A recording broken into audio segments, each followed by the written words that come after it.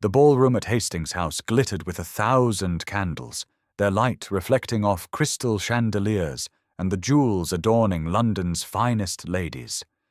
It was the spring of 1815, and the war with France had finally ended. The Ton celebrated with renewed vigor, as if determined to make up for years of subdued seasons. Violet Ashford stood near a marble column, her pale blue gown blending into the wallpaper behind her. At 23, she had learned to make herself invisible. It was safer that way. The less attention she drew, the fewer opportunities for humiliation. Her sister-in-law, Henrietta, held court across the room, surrounded by matrons eager for gossip. Violet had begged not to come tonight, but Henrietta had insisted. "You cannot hide forever," she had said, though her eyes suggested she had other motives. Violet clutched her small drawstring reticule closer. Inside was her most precious possession, a leather-bound notebook no larger than her palm, filled with sketches and the words she could never speak aloud. She had not always been silent. As a child, she had chattered endlessly, asking questions about everything, laughing at her father's jokes, reading poetry aloud to her mother in the garden. But 3 years ago, when the fever took both her parents within a week of each other, something inside Violet had broken. The words that once flowed so freely caught in her throat and would not come. Her brother Thomas had been kind at first, if bewildered. But after he married Henrietta 18 months ago, kindness had turned to tolerance, then to barely concealed annoyance. Violet had become a burden. An unmarriageable, peculiar burden who could not even perform the basic social function of conversation. A burst of laughter drew her attention. Henrietta was gesturing animatedly, and several ladies leaned in to listen. Violet's stomach tightened. She recognized that particular gleam in her sister-in-law's eye. "Ladies, I must share something," Henrietta announced, her voice carrying across the immediate vicinity. "As many of you know, my dear sister-in-law, Miss Violet Ashford, has been residing with us since her parents' tragic passing." Violet's breath caught. "No, please no. It occurs to me," Henrietta continued, warming to her subject, "that there must be families in need of a companion, someone gentle and biddable." She smiled, but there was steel beneath it. "Violet is quite unique. She does not speak, you see, which makes her remarkably unobtrusive. She reads, she draws, and she is perfectly docile." The ladies exchanged glances. One or two looked pitying. Others appeared intrigued in the way one might find a curiosity shop interesting. Lady Margaret Winters, an old friend of Violet's mother, stepped forward. "Henrietta, surely this is not the appropriate venue." "Nonsense," Henrietta interrupted. "I am simply being practical. The girl is 23 and clearly unsuited for marriage. But she could be useful as a companion, and she would require no wages, simply room and board." She gestured toward Violet as one might indicate a piece of furniture. "She is quite harmless. The silence is actually rather convenient." Heat flooded Violet's face. Around her, whispers multiplied. She saw the looks: pity, amusement, discomfort. Mrs. Blackwell whispered something to her daughter, who giggled behind her fan. Lord Pemberton glanced at Violet, then quickly away, embarrassed. "Defectuosa but docile," someone murmured in Portuguese-accented English, having misheard. "How very odd." Violet's hands trembled. The notebook felt heavy in her reticule, but what good were words on paper now? She needed to leave, needed air, needed to be anywhere but here. She turned and walked as quickly as propriety allowed toward the French doors leading to the garden. Behind her, Henrietta's voice continued, but Violet could no longer distinguish the words over the rushing in her ears. The night air hit her face like cold water. She descended the stone steps into the garden, following a path lined with lanterns until she found a bench beneath a willow tree, far enough from the house that the music and laughter became muted. Only then did she allow the tears to come. They fell silently, as everything about her was silent.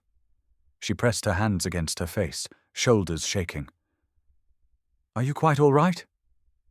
Violet startled, looking up to find a tall man standing a few feet away. He had clearly been on the terrace above and descended when he saw her distress. His dark evening clothes were impeccably tailored, and even in the dim lamplight she could see the hard angles of his face, the scar that traced his left eyebrow. He was perhaps 30, with the bearing of someone accustomed to command. She opened her mouth, but nothing emerged. Panic flared. She shook her head quickly, wiping at her tears. "Forgive me. I did not mean to intrude." He did not move closer, respecting the distance between them. "I was avoiding the circus inside when I heard—" He paused. "Well, I heard what that woman said about you." Fresh humiliation washed over Violet. Of course he had heard. Everyone had heard. "It was unconscionably cruel," he continued, his voice holding an edge of anger. "To speak of anyone that way, let alone one's own family." Violet looked down at her hands, still trembling. She wanted to thank him, to explain, to say something, but her throat remained closed. The man seemed to sense her struggle. "You need not speak," he said quietly. "Not on my account." Something in his tone made her look up. His eyes were grey, she noticed, and surprisingly gentle despite the severity of his features. With shaking fingers, Violet reached into her reticule and withdrew her notebook. She fumbled with the small pencil attached by a ribbon and wrote quickly, then held it up for him to see. "I cannot speak." He stepped closer to read, then nodded. "Then don't," he said simply. "I've heard enough lies tonight to last a lifetime. Silence is at least honest." Violet blinked. No one had ever said anything like that to her. Not her brother with his uncomfortable pity, not Henrietta with her disdain, not even kind Lady Margaret with her well-meaning attempts to coax words from her. The man glanced back toward the ballroom, then returned his attention to her. "May I sit?" She nodded, and he settled onto the bench, leaving a proper distance between them. They sat in silence for a long moment. It was not the uncomfortable silence Violet usually endured in company, people desperate to fill the void her muteness created. This was different, peaceful. "I find these events exhausting," he said eventually, his gaze on the garden rather than on her. "Everyone performing, saying what is expected rather than what is true. I spent 6 years at war, and I learned that words are the easiest lies to tell." He paused. "Actions reveal far more." Violet wrote again. "You were a soldier. Officer, cavalry." He touched the scar above his eye absently. "I returned 6 months ago to find London exactly as shallow as I remembered it." She wrote. "Then why come to balls?" A slight smile touched his mouth. "Duty. Title. The usual chains."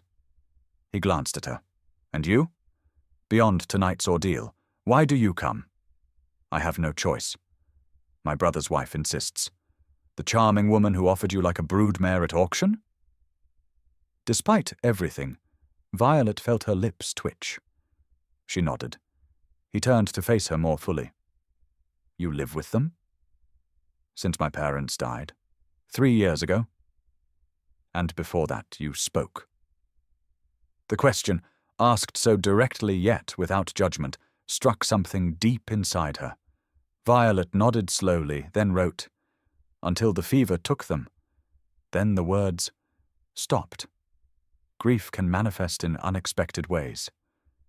He said softly, "I knew men in the war who could not sleep after certain battles, others who could not bear loud sounds. The mind protects itself as it can." Violet stared at him. No one had ever suggested that her silence was anything other than a character flaw or mental deficiency. The idea that it might be something else, something almost reasonable, had never occurred to her. She turned to a blank page and began to sketch quickly. Not words this time, but an image. The crescent moon above them, the willow's drooping branches, the play of lamplight and shadow. When she finished, she showed him. He studied the drawing, and something in his expression shifted. "You see beauty even in sadness," he observed. "That is a rare gift. It is all I have." "No," he said firmly. "It is not all you have. You have perception, intelligence, kindness. I can see it, even if others are too blind or too cruel to look." Violet felt something unfamiliar bloom in her chest. Hope, perhaps, or simply the relief of being seen as human rather than defective. "What is your name?" he asked. She wrote, "Violet Ashford, Miss Ashford." He inclined his head slightly. "I am Sebastian Thorne, Duke of Greystone." A duke. Of course he was. That explained the air of authority, the fine clothes, the confidence with which he spoke. Violet felt herself shrinking again, reminded of the vast distance between them. But he was still looking at her as if she mattered. "May I call on you, Miss Ashford?" he asked. "Properly, at your brother's house?" Violet's eyes widened. Surely he could not be serious, yet his expression remained earnest. Before she could respond, rapid footsteps sounded on the path. Henrietta appeared, face flushed with anger. "Violet! What do you think you are doing?" She stopped short when she saw the Duke, and her expression transformed instantly into a simpering smile. "Your Grace, I do apologize. My sister-in-law is not herself this evening."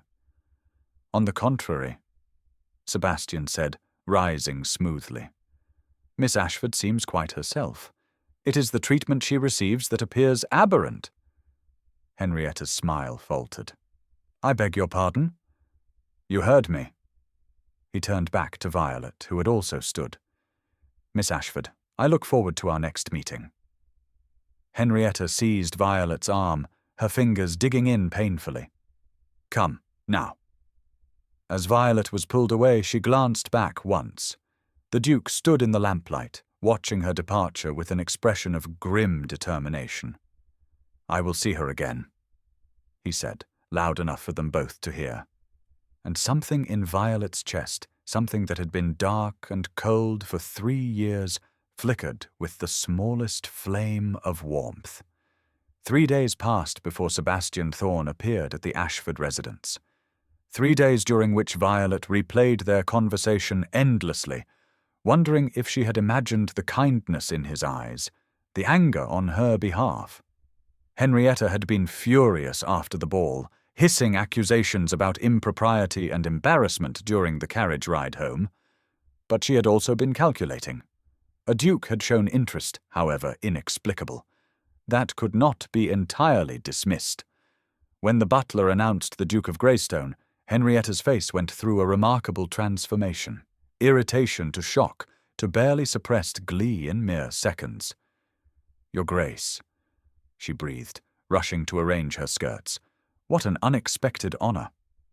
Violet sat in the corner of the drawing-room where she had been attempting to read. Her heart hammered against her ribs.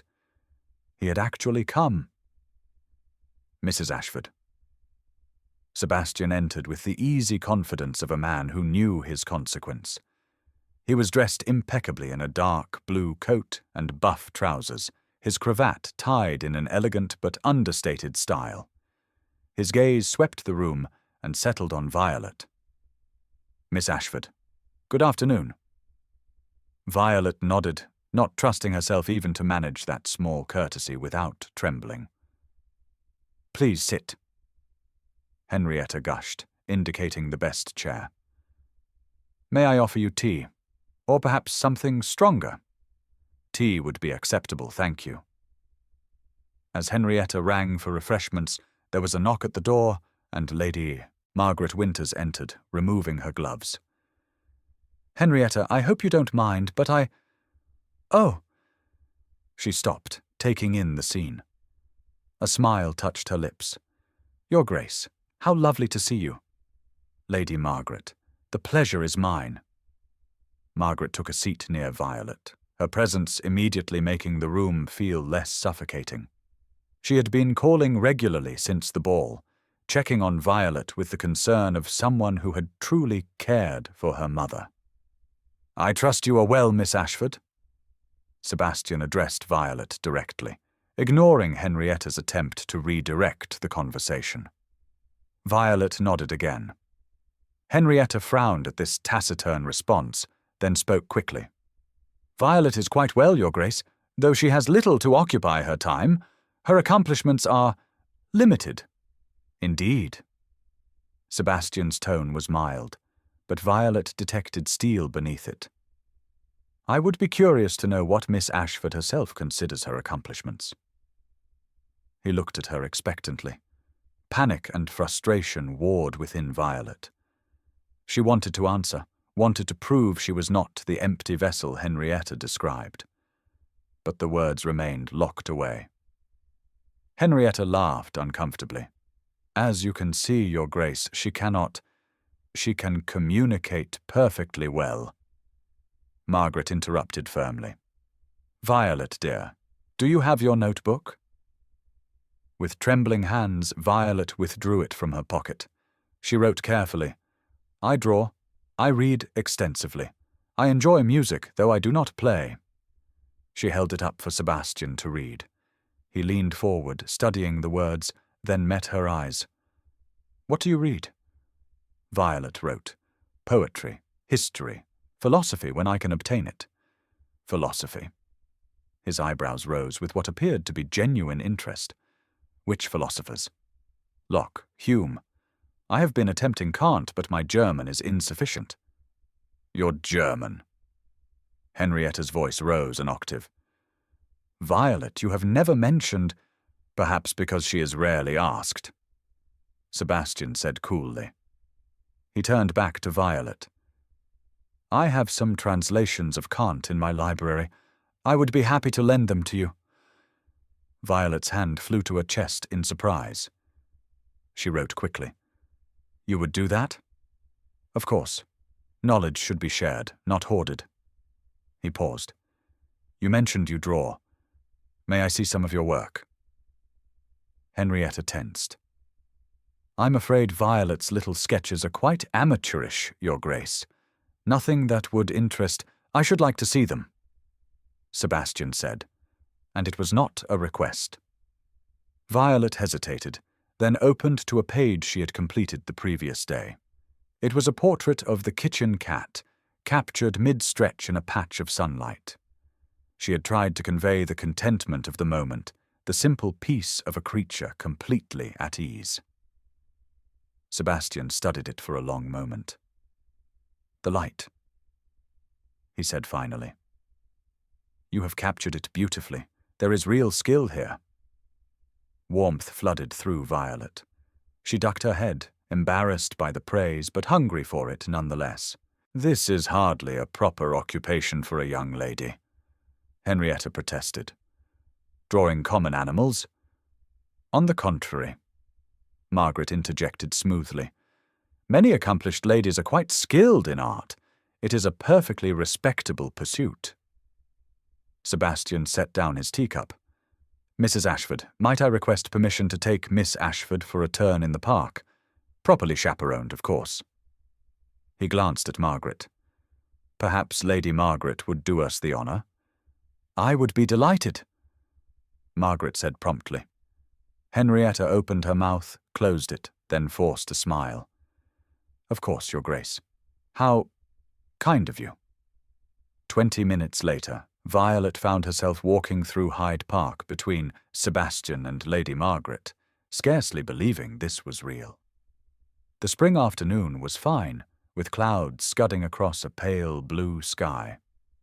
Other members of the ton promenaded, and more than a few stared openly at the sight of the Duke of Greystone escorting the peculiar Ashford girl. Pay them no mind, Sebastian murmured, apparently noticing her discomfort. Their opinions matter far less than they believe. They walked in companionable silence for a time. Margaret maintained a discreet distance, close enough for propriety, far enough to allow conversation. "Miss Ashford," Sebastian said eventually, "there is something I should like to tell you. Something I have told very few people." Violet looked up at him questioningly. He was quiet for several steps, as if choosing his words carefully. "During the war, I was betrayed by someone I considered a friend, a fellow officer who provided false intelligence to enhance his own reputation. Good men died because of his lies." His jaw tightened. "He was eloquent, you see, convincing. He could make anyone believe anything." Violet's chest ached for him. She wished desperately that she could offer words of comfort. "After that," Sebastian continued, "I found it difficult to trust speech. Men lie so easily with their mouths, but their actions, those reveal the truth." He glanced at her. "You cannot lie with your silence, Miss Ashford, and your drawings, your writing, your expressions, they show me who you are far more clearly than any practiced conversation ever could." Violet stopped walking. She fumbled for her notebook with shaking hands and wrote, "Then we are similar. I cannot speak. You cannot trust speech." Sebastian read it, and something profound shifted in his expression. "Yes," he said softly. "Yes, we are similar. You perform even now, Your Grace." She wrote, suddenly bold, "The role of Duke?" He was silent for a long moment, and Violet feared she had overstepped. But then he smiled, a real smile, unguarded and almost boyish. "You see too much, Miss Ashford." He leaned slightly closer. "And yes, every day, but not with you." Her breath caught. "When we are private," he said, "will you call me Sebastian?" She could not speak the name aloud, but she nodded, and he seemed to understand that this was her agreement. "Your Grace," Margaret called softly, "we should perhaps return. People are beginning to talk." "Let them," Sebastian said, but he offered Violet his arm, and they turned back toward the park gates. "Miss Ashford," he said as they walked, "I find myself quite desperate to see more of your artwork. The notebook offers only small glimpses. Have you larger pieces?" Violet nodded enthusiastically and wrote, "Many, in my room. But Mrs. Ashford does not approve. She says they are a waste of materials." His expression darkened. "I see." They had reached the entrance to the park. "Would you permit me to call again tomorrow? I should very much like to continue our acquaintance." Violet looked up at him. This Duke who had somehow seen her when everyone else looked through her, and nodded. She wrote one more line before they parted. "Thank you for hearing me." Sebastian took her hand gently and bowed over it in the proper fashion. But his words were anything but proper. "Thank you," he said quietly, "for letting me see you." The next morning, Sebastian returned to the Ashford house with a purpose. Henrietta greeted him with barely concealed triumph.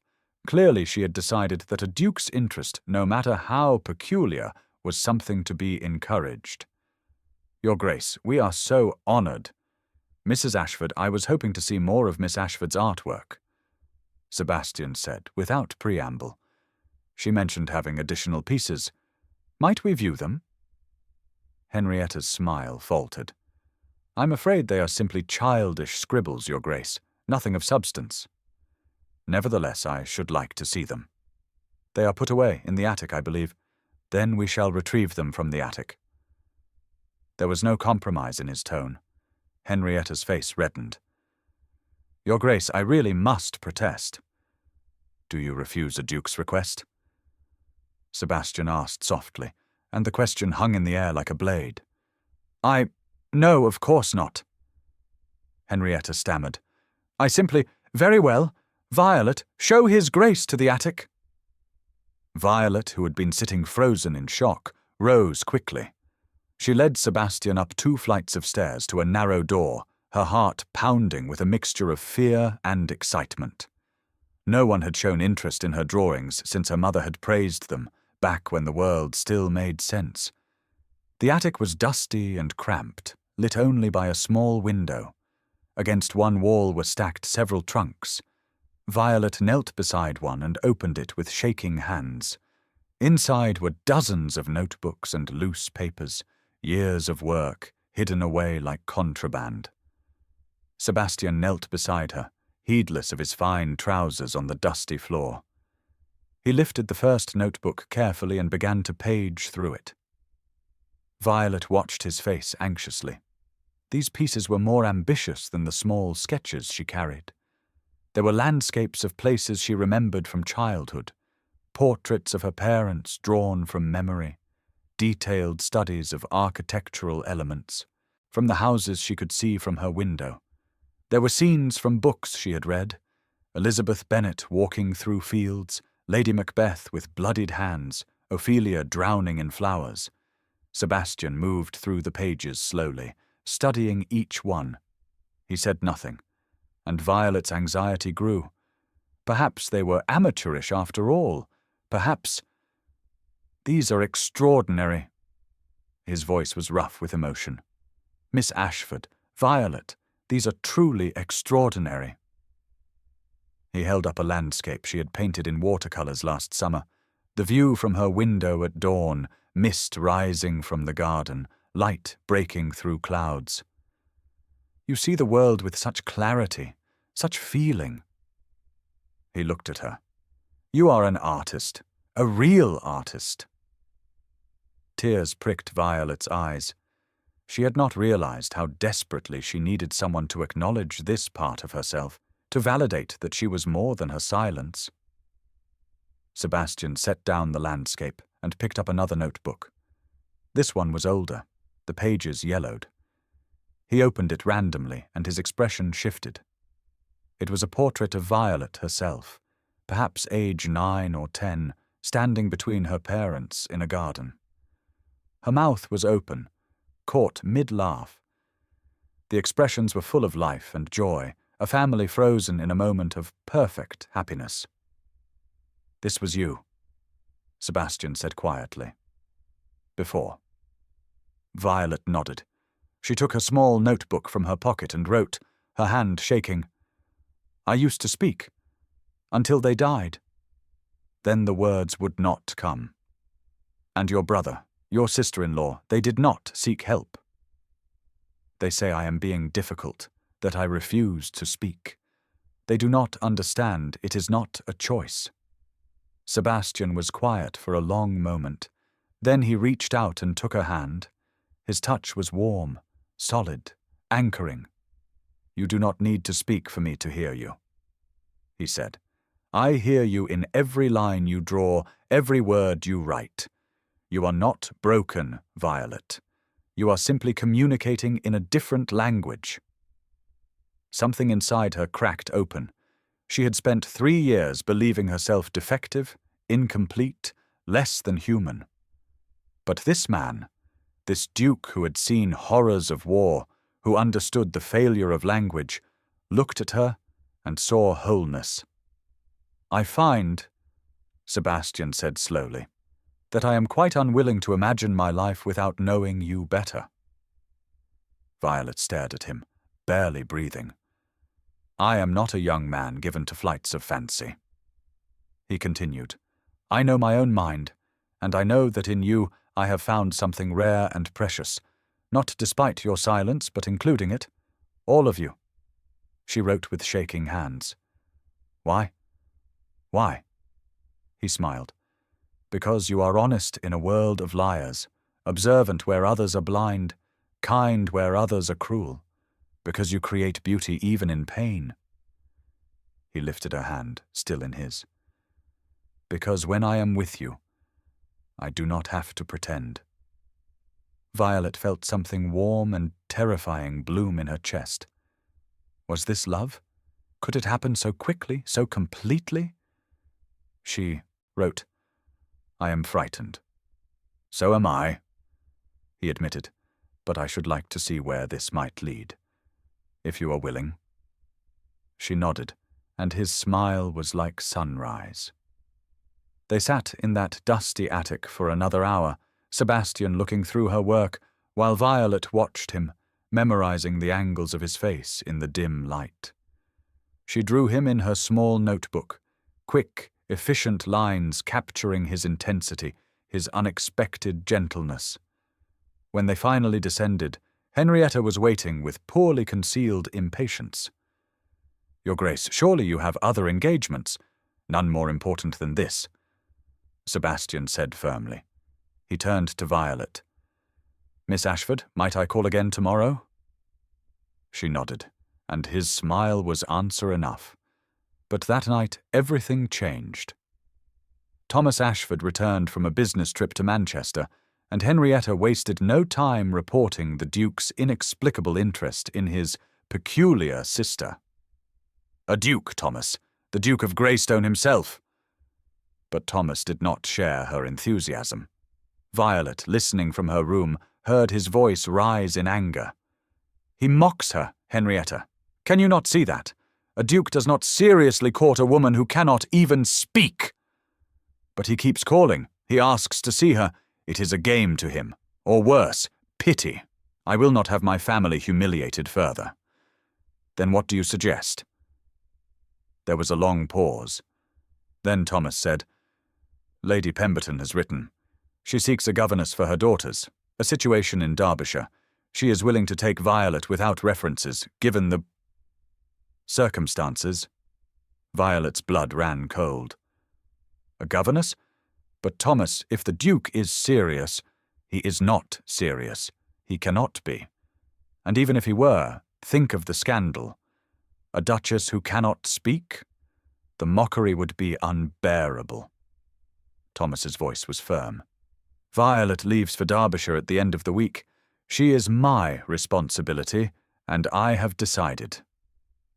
Violet sank onto her bed, mind reeling.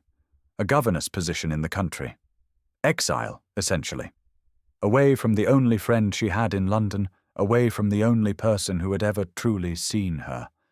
Away from Sebastian. She pulled out her notebook with shaking hands and began to write. Not a sketch this time, but words. A letter. "Sebastian, they are sending me away. My brother has decided I am to be a governess in Derbyshire. I leave in 5 days. I should not feel this desperate. We have known each other such a short time. But you have shown me kindness I did not know still existed in the world. You have seen me as a person, not a defect. I do not know how to tell you what these days have meant. That for the first time since my parents died, I felt alive. That I began to imagine a future beyond mere existence. I am frightened of going back to silence. Not the silence of my voice, but the silence of invisibility, of being nothing again. But my brother is my guardian, and I have no power to refuse. Thank you for everything. I will remember you always. V. But there was no way to send it. No servant would help her against Thomas's orders. The letter remained in her notebook, unsent, as she lay awake through the long night. Sebastian learned of the plan the following afternoon at his club. Thomas Ashford, emboldened by brandy, was holding forth to a group of acquaintances. "My sister, yes. Off to Derbyshire to govern the Pemberton girls. Best thing for her, really. Give her purpose."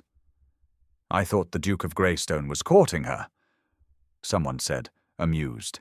Thomas laughed harshly. "Courting? My sister cannot even speak, man. Whatever Greystone's game is, it is not courtship." Sebastian, who had been reading the paper by the fire, went very still. "You mock my sister with false attention." Thomas continued, warming to his theme. "She is not fit to be a duchess. The very idea is absurd. A mute duchess? The humiliation!" Sebastian stood and crossed the room in 3 strides. "The only humiliation," he said coldly, "is how your family treats her." Thomas paled as he recognized the Duke. "Your Grace, I meant no offense. You have already accepted this governess position?" Sebastian's voice was dangerously quiet. Yes, she leaves in 5 days. I am her guardian, Your Grace. It is my decision to make." "She is your sister. Your responsibility should be her welfare, not her convenient disposal. I assure you, this is for her welfare. Is it?" Sebastian leaned forward.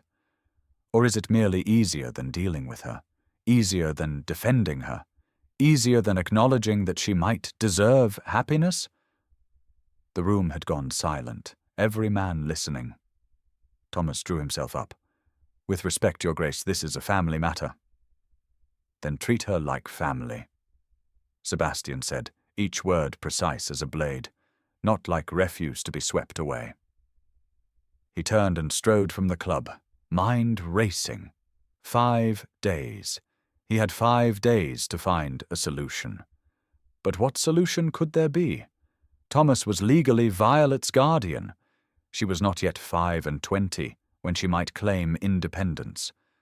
And an unmarried woman had no recourse against her family's decisions, unless she were not unmarried. The thought struck him like lightning. It was rash, precipitous, mad. He had known her barely a week. But it was also the only path that made sense. Because somewhere in those few precious days, Violet Ashford had become essential to him. Her quiet presence, her perceptive eyes, her gentle spirit that had survived despite everything. He could not imagine letting her disappear into obscurity in some country manor, forgotten and undervalued.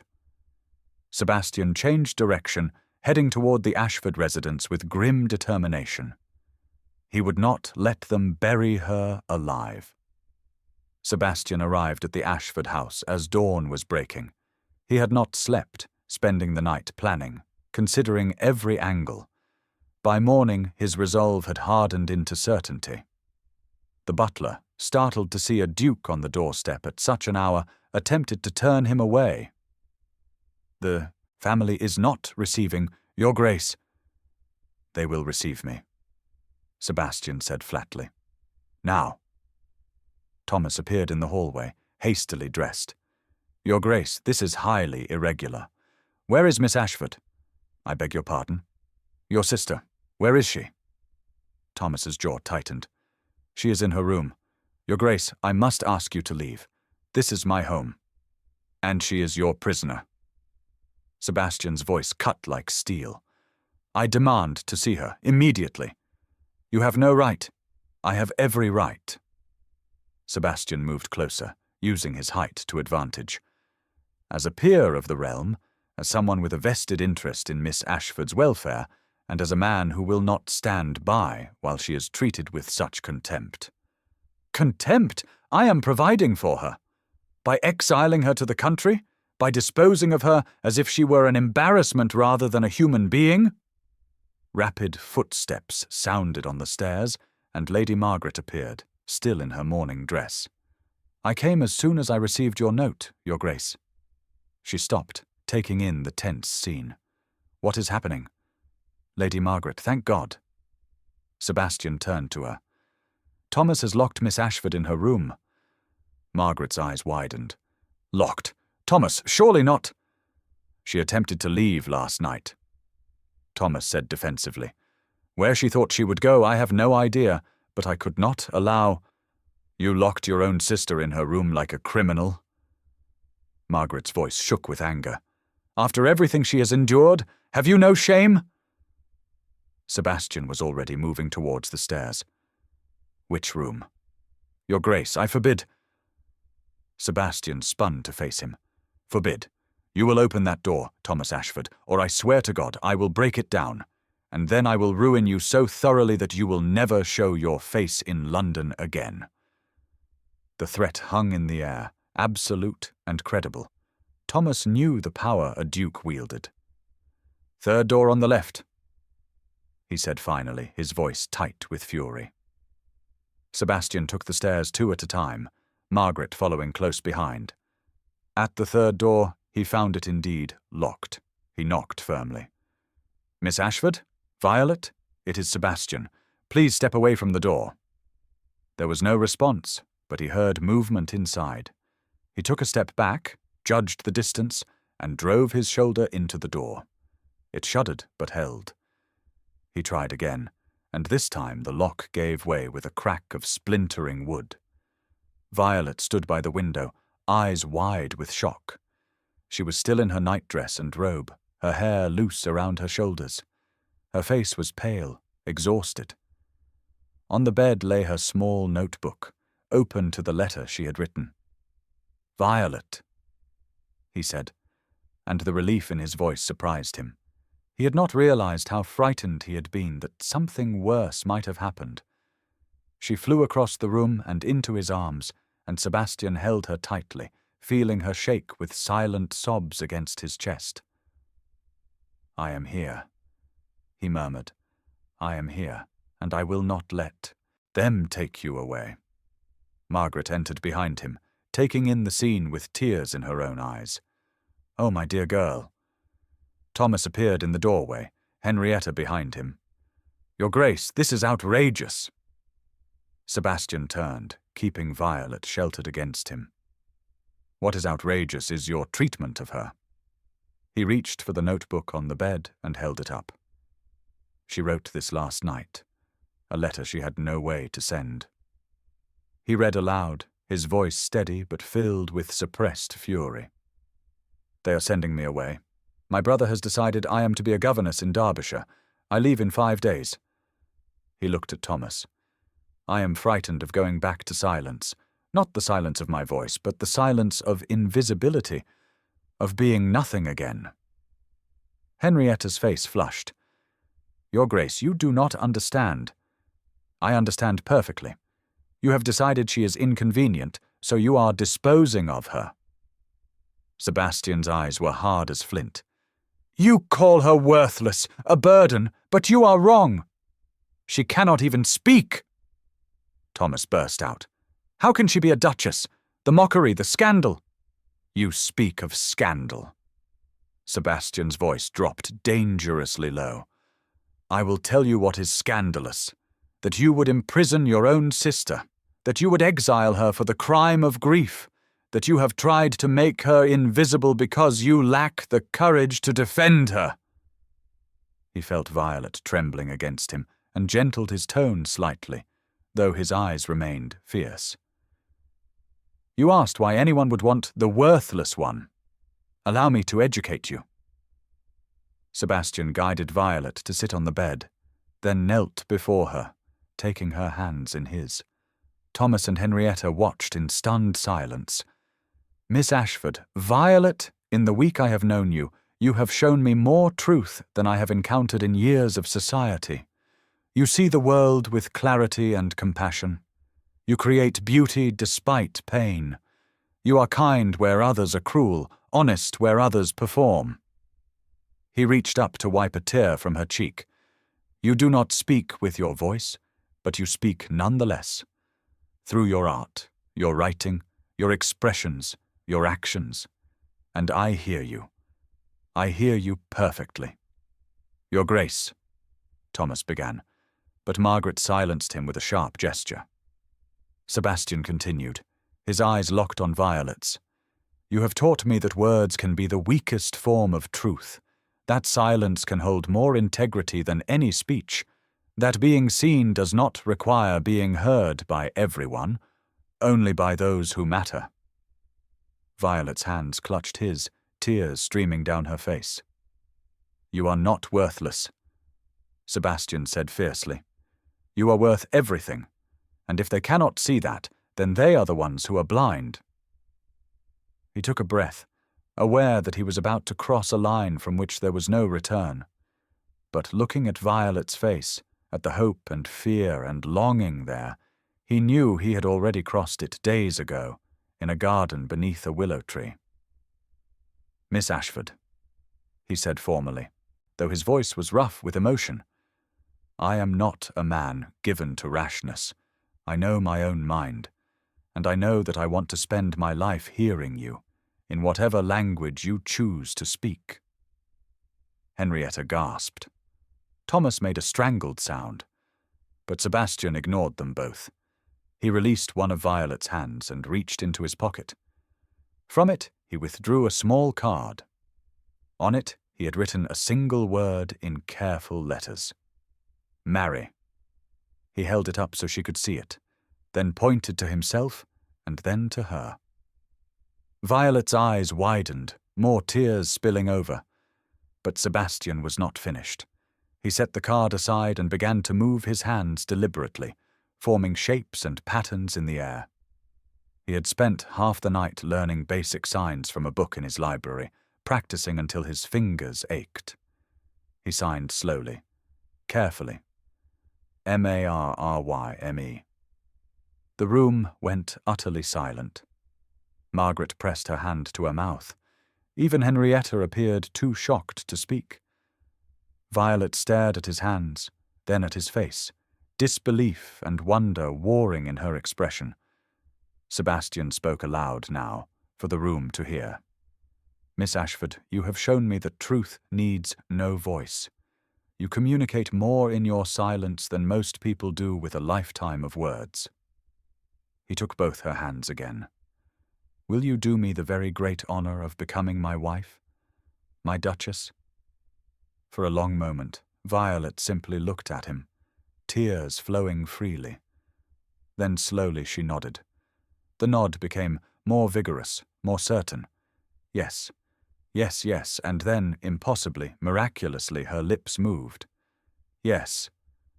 The word was barely a whisper, hoarse and uncertain, as if her voice had forgotten how to shape sound.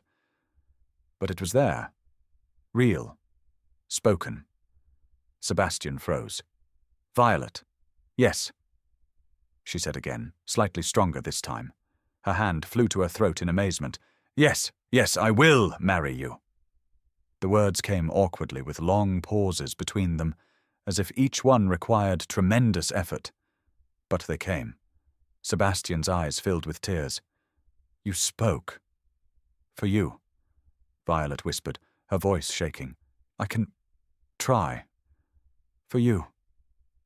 He pulled her into his arms, holding her as if she were the most precious thing in the world. "Only if you wish to," he said against her hair. "Only ever if you wish to. I love you in any language, Violet, including silence." "I love you too," she whispered. The words were halting, difficult, but fierce with emotion. "I love you too." Margaret was openly crying now. Thomas stood frozen, face pale with shock. Henrietta found her voice first. "This is madness. Your Grace, surely you cannot be serious. She cannot fulfill the duties of a duchess." Sebastian turned his head, his expression glacial. "She can fulfill them better than most. She has intelligence, compassion, perception, and courage. That she does not chatter meaninglessly at tea parties is hardly a deficiency. But the matter is settled, Mrs. Ashford. Violet has accepted my proposal. You no longer have any say in her future." He looked at Thomas. "I assume you will not refuse to release her guardianship?" Thomas opened and closed his mouth several times. Finally, he managed, No, of course not, Your Grace." "Excellent." Sebastian stood, bringing Violet up with him, keeping her close to his side. "Then I suggest you have a special license arranged with all haste. We will be married within the week." "Within the week?" Henrietta's voice rose to a shriek. "That is impossible. There are arrangements, the dress, the announcements, can all be accomplished quickly when one has sufficient motivation and resources." Sebastian said coolly, "I have both." Margaret stepped forward, smiling through her tears. "I will help with everything, Violet, dear. We will make certain it is perfect." Violet looked up at Sebastian, her eyes still wet with tears, but shining with something that looked very much like joy. She touched his face gently, and though she did not speak again, Her expression said everything. He covered her hand with his own. "I know," he said softly. "I know." 2 weeks later, Violet stood in the conservatory of Greystone House, Sebastian's country estate. The wedding had been small, only Margaret, a few of Sebastian's trusted friends, and because propriety demanded it, Thomas and Henrietta, who had maintained a strained silence throughout the ceremony. Now, in the quiet of late afternoon, Violet was finally alone with her husband. The word still felt impossible. Husband. She was a wife, a duchess. She had spoken her vows in the church, each word a struggle, her voice barely audible. But Sebastian had waited patiently through every pause, his eyes never leaving hers, his hand steady in hers. When it was finished, he had kissed her gently and whispered, "Perfect, you were perfect." Now he found her among the orchids and ferns, still in her simple ivory dress. She had not wanted elaborate fashions, just something clean and beautiful. "There you are," he said, coming to stand beside her. "I thought perhaps you were hiding from me." She smiled and shook her head. She had been speaking more over the past 2 weeks, her voice gradually growing stronger with use. But it was still easier to be silent, and Sebastian never pushed. Instead, she pulled out her ever-present notebook and wrote, "Not hiding, drawing." She showed him the sketch, the conservatory, sunlight streaming through glass, plants reaching toward the light. "It is beautiful," he said. "You are capturing our home." Our home. She wrote the words and underlined them, looking up at him with wonder. "Yes," he said gently. "Our home. You need never leave here unless you wish to. You need never attend a ball or tea party or any social function that distresses you. You are not a decoration, Violet. You are my wife, my partner, and how we live is for us to decide, no one else." She set down the notebook and took his hand, lacing her fingers through his. "Are you happy?" he asked softly. She nodded. Then, with visible effort, spoke. "Very happy." The words were slow but clear. His smile was radiant. "As am I." He pulled her closer. "I have something for you." From his pocket he withdrew a small leather-bound book. The cover was embossed with her new initials, V.T. Violet Thorne. "I thought," he said, "that you might want a new notebook for your new life." She took it reverently, running her fingers over the leather. When she opened it, she found that he had written on the first page, "For Violet, who speaks in 1,000 languages, all of them beautiful. Your devoted husband, S." Tears spilled over, and she pressed the book to her chest. Then slowly, carefully, she spoke again. "Thank you for seeing me, for loving me." "Thank you," he replied, "for letting me." They stood together in the fading light, surrounded by growing things and the promise of new beginnings. Violet leaned her head against Sebastian's shoulder, and he wrapped his arm around her waist. She had spent 3 years believing she was broken, 3 years convinced that her silence made her worthless, that she would never be more than a burden, never be loved or valued or seen. But she had been wrong, because here, in this conservatory with this man, she was not broken. She was whole, she was precious, she was home. And though the world might never understand, that did not matter.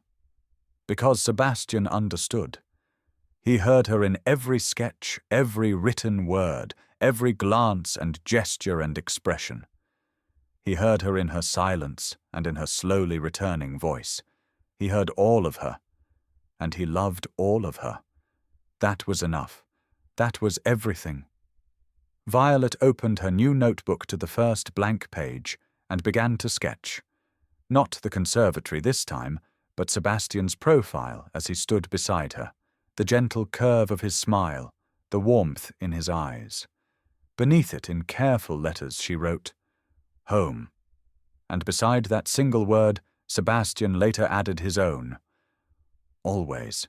In a world that valued eloquence above all else, they had found something rarer and more precious. A love that needed no words at all. A love that could flourish in silence and in speech, in grand gestures and quiet moments. The worthless one, it turned out, had been priceless all along. She simply needed someone brave enough to truly look